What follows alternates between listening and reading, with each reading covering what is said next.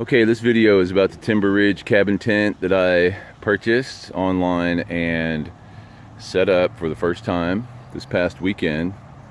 And as we campers like to do, comparing tents and how they work and everything, I wanted to share what happened with this one.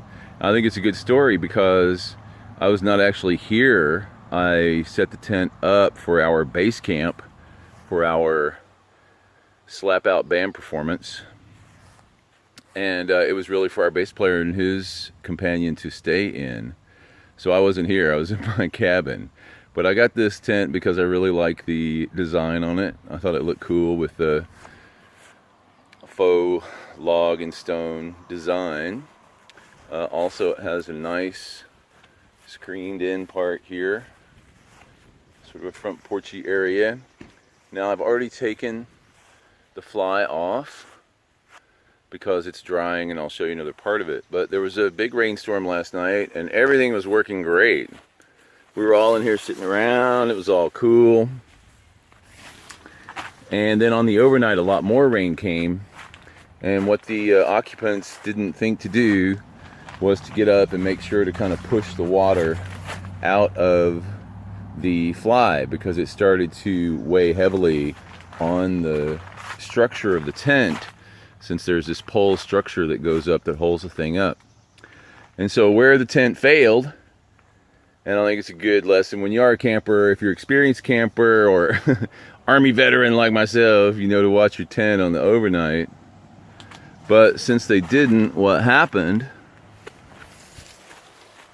was the weight of the water caused a stress fracture here, right where they join.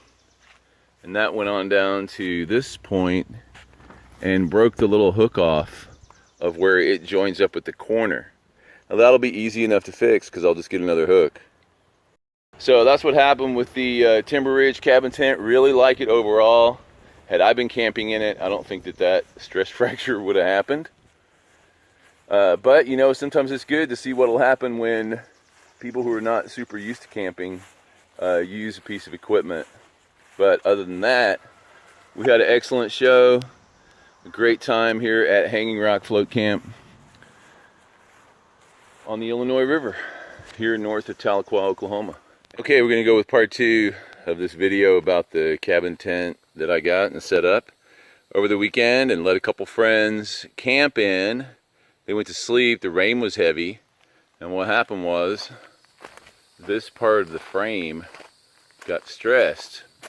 Well, they are just joined like that. So I was able to bend it back, put some security tape on it, and then set the rest of it up. And this is what it looks like. I was able to do this by myself. I don't have it staked yet, so I'm not totally finished, but once I get the fly on and positioned how I want it, then I'll put the stakes in. But I wanted to show you how it's looking. Nice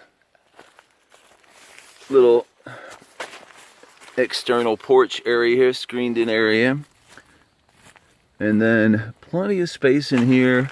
Comes with these little pyramid shelves for both sides, and that's really about all the pieces that come with it. No little flap for the doormat or anything like that, but there are some nice possession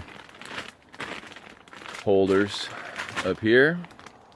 I have all the windows open now to let it dry out from the rain. So you got 3, 4 nice windows, and of course the screened part's really nice as well. So I'm liking it.